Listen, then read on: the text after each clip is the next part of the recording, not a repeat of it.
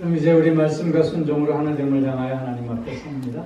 오늘 우리들에게 주시는 하나님의 말씀은 골로새서 1장 21절로 23절까지의 말씀입니다. 전에 악한 행실로 멀리 떠나 마음으로 원수가 되었던 너희를 이제는 그의 육체의 죽음으로 말미암아 화목하게 하사 너희를 거룩하고 흠없고 책망할 것이 없는 자로 그 앞에 세우고자 하셨으니 만일 너희가 믿음에 거하고 그 터 위에 굳게 서서 너희 들은 바 복음의 소망에서 흔들리지 아니하면 그리하리라. 이 복음은 천하 만민에게 전파된 바요 나 바울은 이 복음의 일꾼이 되었노라. 아멘. 오늘 이 말씀을 의지해서 복음의 삶이라는 제목으로 말씀을 드립니다. 우리가 신앙생활하면서 가장 많이 듣는 말 가운데 하나가 복음이라는 말이에요. 여러분, 복음이 무엇입니까?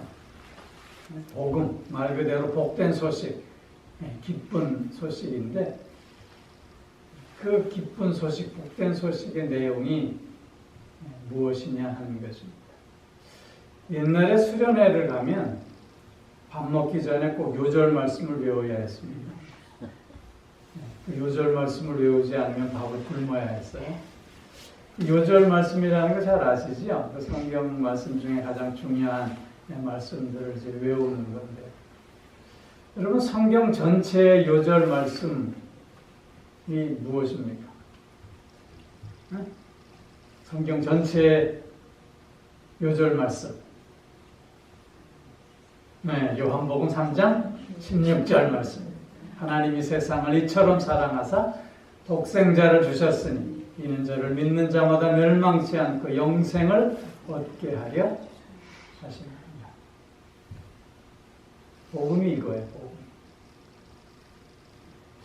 오늘 우리가 함께 읽은 본문 말씀도 하나님이 우리를 어떻게 사랑하셨는가를 설명해 주고 있는 말씀입니다. 하나님이 우리를 어떻게 사랑하셨는가? 가장 먼저는 21절에 전에 악한 행실로 멀리 떠나 마음으로 원수가 되었던 너희를, 하나님이 우리를 어떻게 사랑하셨냐면 우리가 원수 되었음에도 불구하고 사랑하셨다.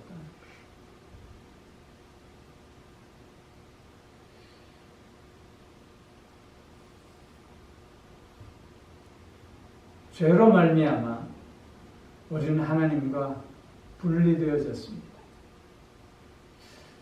하나님과 분리되어진 삶을 산다고 하는 것은 우리의 삶의 의미와 목적을 상실해버렸다는 말이기도 합니다. 삶의 의미와 목적을 상실해버린 삶은 그 기초가 잘못되고 그 방향이 잘못되었기에 살면 살수록 더 하나님과 상관없는 삶을 살게 될 뿐이라고 하는 것이죠. 그렇게 하나님과 원수되는 삶을 살게 되었던 것입니다. 이러한 우리들이지만 하나님은 우리를 버리지 아니하시고 사랑하셨습니다. 로마서에서 보면 그래서 우리가 아직 연약할 때, 우리가 아직 하나님을 알지 못하던 그때에, 우리가 아직 죄인 되었을 그때에, 우리가 아직 하나님과 원수 되었을 그때에 우리를 사랑하셔서 예수 그리스도를 이 땅에 보내주시고 십자가에 그를 죽게 하셨다고 말씀하고 있습니다. 그 십자가에서 우리에 대한 사랑을 확증하셨다고 말씀하고 있는 것입니다.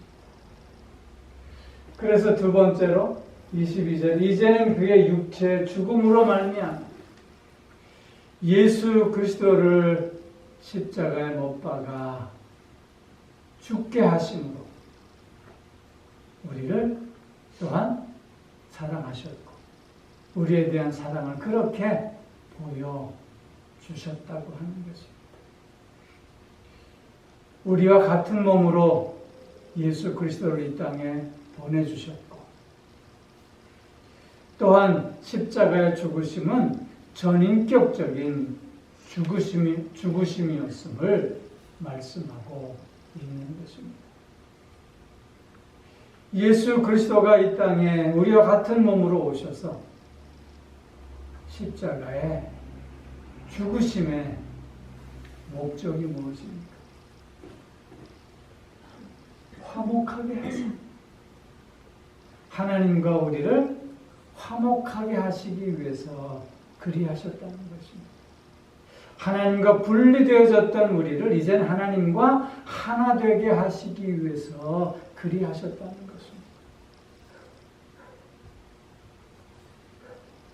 거룩하고 흠 없으신 하나님께서 우리와 함께 하시기 위해서 우리 또한 거룩하고 흠 없게 하셔야만 했는데 그 유일한 방법이 무엇이었냐면 당신의 독생자 예수 그리스도를 이 땅에 보내셔서 우리의 죄를 대신해서 십자가에 죽게 하심으로, 즉 예수 그리스도의 대속적 죽음으로 말미암아 우리를 흠없다 인정해 주시고 우리를 의롭다 인정해 주심으로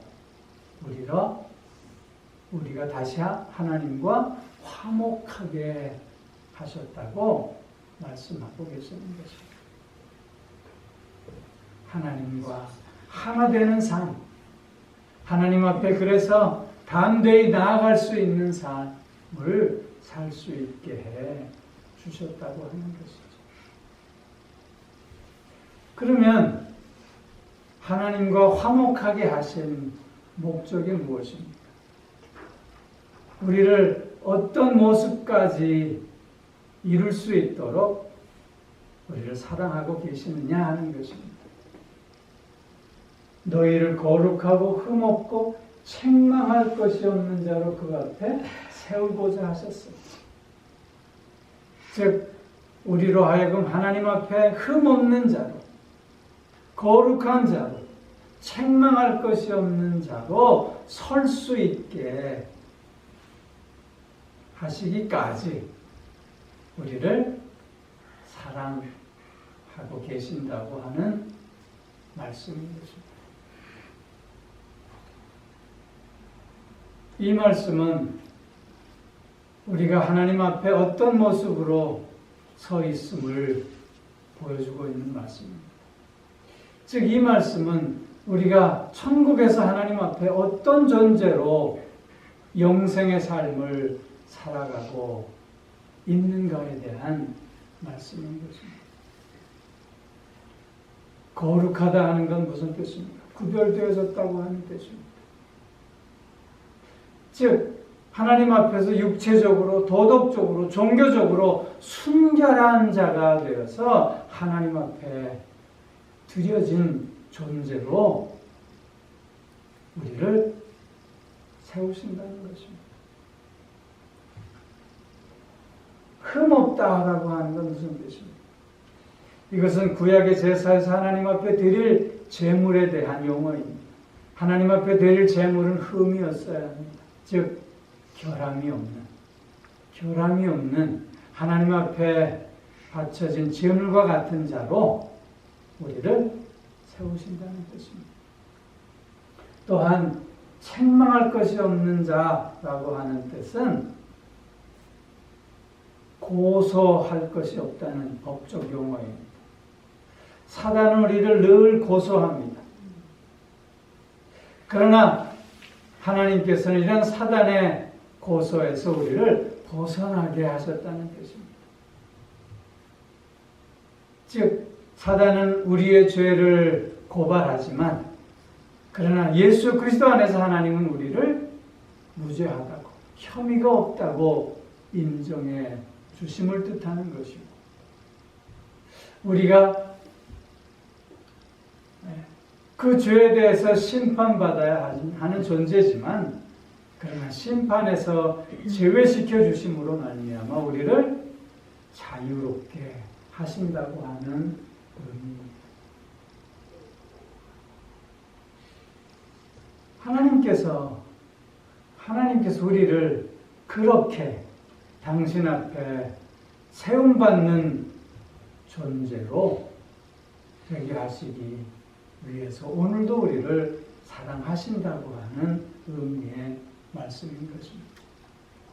이것은 전적으로 하나님께서 우리를 향한 사랑의 역사일 수밖에 없습니다.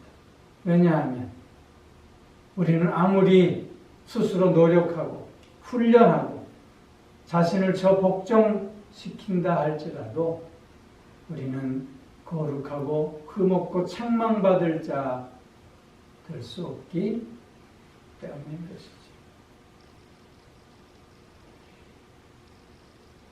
하나님께서 특별한 사랑과 은혜 가운데 우리를 붙잡고 나아가 주시기에 오늘도 우리는 이런 존재로 하나님 앞에 설 수 있게 되었다고 하는 것입니다. 그런데 여러분, 이런 것이 전적은 나를 향한 하나님의 사랑의 역사임에 분명하지만 그렇다고 해서 우리의 오늘의 삶이 이런 복음과 전혀 관계없는 삶을 살다가 천국 문 앞에 가면 하나님께서 갑자기 이런 존재로 확 바꿔주신다고 하는 그런 말씀은 아니지 않느냐 하는 것입니다. 즉 하나님께서 우리에게 이런 사랑으로 오늘도 함께하여 주시기에 우리 또한 이 사랑에 걸맞는 삶을 오늘 살 수 있어야 하는 것 아니겠느냐 하는 것이죠. 하나님께서 이렇게 우리와 함께 하시고 우리를 사랑하심이 복음인데, 그렇다면 그 복음의 삶이라고 하는 것은 그 복음에 합당한 삶을 살아가는 것 아니겠느냐 하는 것이죠. 즉 하나님 앞에 오늘 우리가 어떤 삶을 살아야 할 것인가를 묻고 있는 말씀이라고 하는 것입니다. 그 답이 어디 있겠습니까? 23절에 바로 만일 너희가 믿음에 거하고 터 위에 굳게 서서 너희 들은 바 복음의 소망에서 흔들리지 아니하면 그리하리라. 우리가 오늘 살아야 하는 삶의 모습이 바로 여기에 있다는 것입니다. 제일 먼저 믿음에 거하고, 믿음에 거하고, 여기 거한다고 하는 말은 계속해서 그 안에 안주한다고 하는 뜻입니다. 즉 사단이 우리를 아무리 흔들고 유혹한다 할지라도 견고하게 흔들림 없이 믿음으로 살고 있는 모습을 의미하고 있는 것입니다. 세상은 쉼없이 우리를 향해 돈으로, 명예로, 쾌락으로 유혹합니다.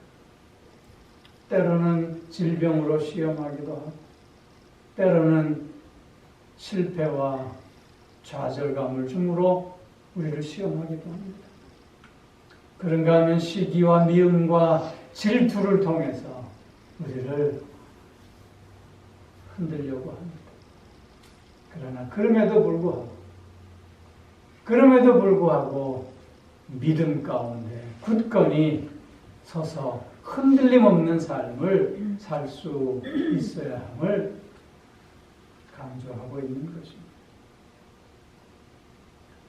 인생의 방황은 하나님을 만나면 끝이 나고, 신앙생활의 방황은 좋은 교회를 만나면 끝이 난다 라는 말이 있습니다. 좋은 교회가 물론 좋은 성도들을 길러내는 것이 사실입니다. 그러나 그 반대도 중요합니다. 좋은 교인들이 좋은 교회를 또한 이루어 감도 분명한 것입니다. 어떤 분이 요즘 신앙생활하는 성도들의 신앙의 모습을 보면서 몇몇 가지로 분류했어요. 첫째는 고양이 신자가 있대요. 늘 등을 토닥토닥 쓰다듬어 줘야지만 좋아하는 신자래. 조금만 관심이 덜 간다 싶으면 삐져버리는 신자. 그런가 하면 럭비공 신자가 있대요. 어디로 튈지 몰라서 늘 불안한 신자예요. 그런가 하면 고무풍선 신자도 있대요. 마음에 바람만 잔뜩 들어가지고 언제 터질지 모르는 신자. 근혜 신자가 있대요.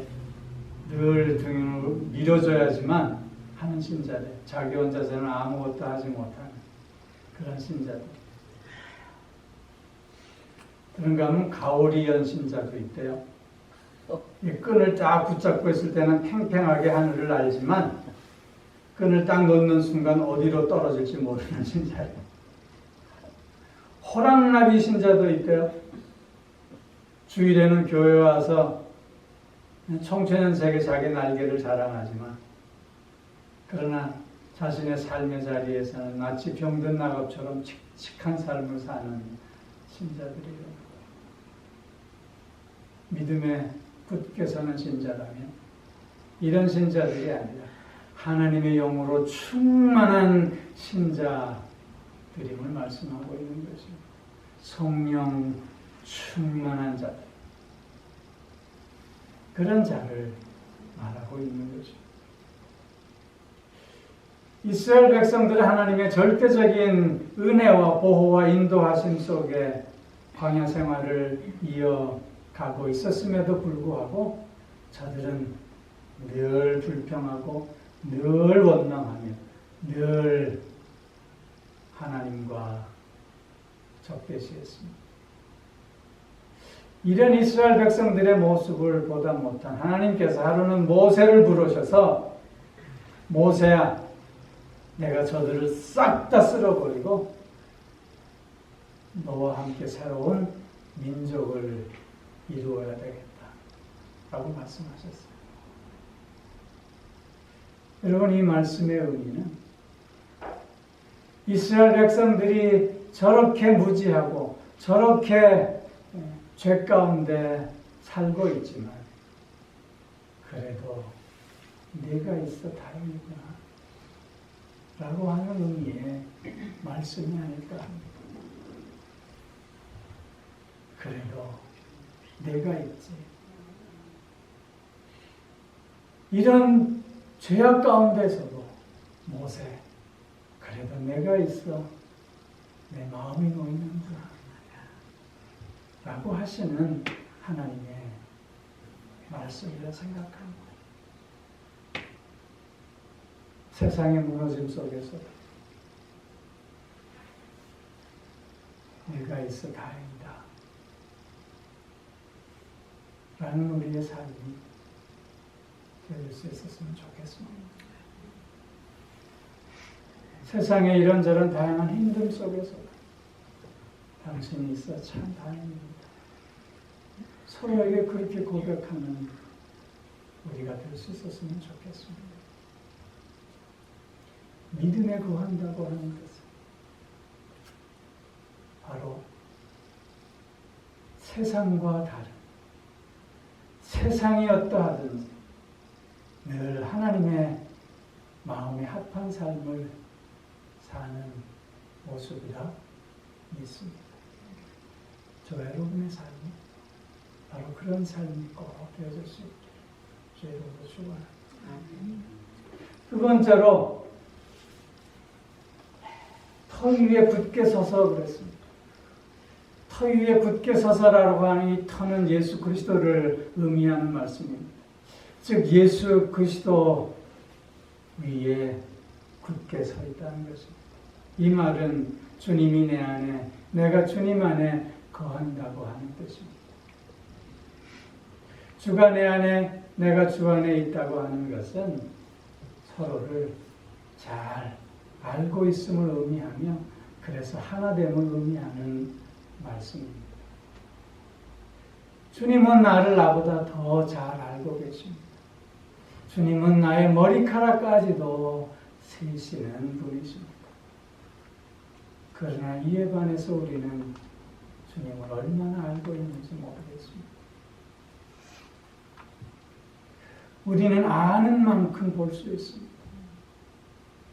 우리는 아는 만큼 느낄 수 있습니다.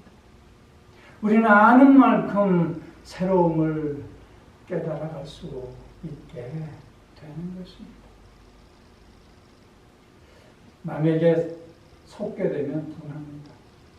속상하고 힘들어집니다. 그러나 이것보다 더 분하고 속상하고 힘들어지는 것은 자신의 무지함에 속는 것일 것입니다. 우리는 나의 무지함 속에서 내가 보는 대로 보고 속습니다. 내가 들은 대로 듣고 속습니다. 내가 생각하는 대로 속고 있습니다. 알지 못함의 이유인 것입니다.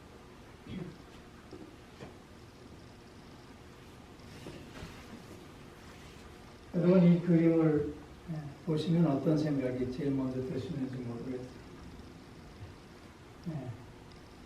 젊은 여인의 젖을 웬 노인이 빨고 있는 그림입니다. 루벤스라고 하는 바로크 미술의 거장인 사람이 시몬과 페로라고 하는 제목의 그림이에요. 이 그림은 네덜란드 암스테르담의 그 국립박물관의 입구에 턱 걸려져 있는 그림이라고 해요.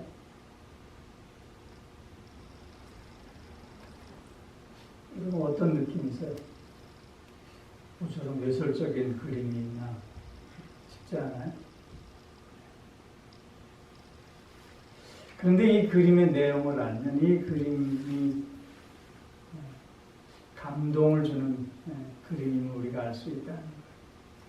이 그림의 배경은 로마 시대를 배경으로 하고 있는데 이 뒤에 이렇게 손이 묶여져 있고 거의 벌거벗은 이 노인은 풍만한 여인의 아버지입니다. 로마 황제에게 반역한다는 이유로 아사형에 처해져 있습니다. 감옥에서 아무것도 먹지 않고 굶어 죽게 하는 거예요. 이 여인은 딸인데요. 아이를 출산하고 얼마 되지 않아서 아버지를 면회합니다. 아버지를 면회 가서 물 한 모금 먹지 못하고 앙상하게 뼈만 남아 죽어가고 있는 아버지를 보고 자신의 가슴을 풀어헤쳐 젖을 물리고 있는 그런 그림입니다. 이 그림의 내용을 우리가 알지 못할 때는 외설적인 그림으로 눈에 보이는 대로 생각할 수 있습니다. 그러나 이 그림의 내용을 우리가 알게 되면 얼마나 성스러운 그림, 얼마나 사랑하는 그림인지 우리는 알 수 있게 되는 거죠. 이처럼 우리 눈에 보이는 것이 다가 아니라고 하는 것이죠. 그런데 우리는 무지함 속에서 우리 눈에 보이는 것이 다라고 생각하며 속고 있지는 않느냐 하는 것입니다. 많이 알아야 합니다. 특별히 우리가 신앙생활하는 데 있어서 주님을 많이 알아야 합니다. 여러분은 주님을 얼마나 많이 알고 계십니까? 아니, 주님을 얼마나 많이 알고자 애쓰고 있느냐 하는 것입니다. 주님을 알면 알수록 우리의 삶에는 새로운 세계가 열려질 수 있습니다. 주님을 알면 알수록 우리의 마음은 그리스도의 마음으로 채워질 수 있을 것이고, 주님을 알면 알수록 우리는 그 능력 안에서 모든 것이 가능한 존재로 살아갈 수 있게 될 것입니다. 여러분, 달걀과 병아리는 엄청난 차이잖아요. 자기가 깨고 나오면 병아리가 돼요. 그러나 남이 깨면 어떻게 됩니까? 풀아이가 되고 나옵니다. 달걀과 병아리는 엄청난 차이입니다. 우리가 주님을 얼마나 많이 알고 있느냐에 따라 이런 차이가 우리에게 생겨난다고 하는 것입니다.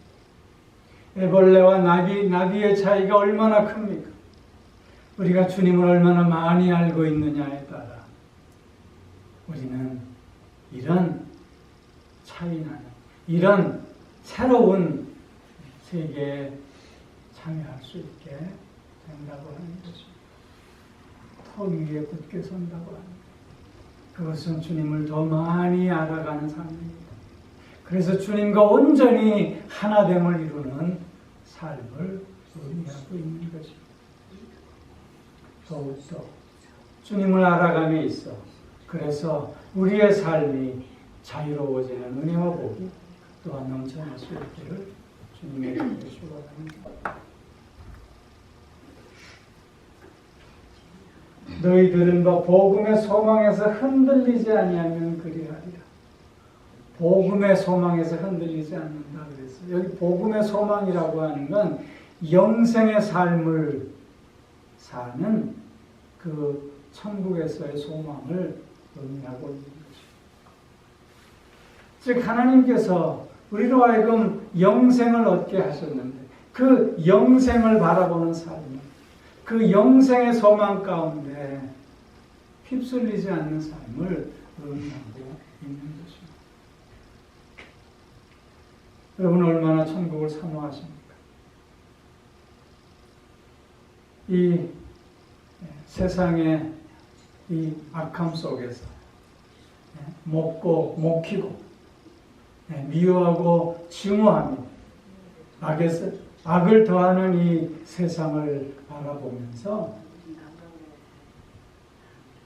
정말로 진정한 의를 이루고 그리고 참된 평화를 누릴 수 있는 그런 천국을 더 사모하고 계시는가 하는 것입니다.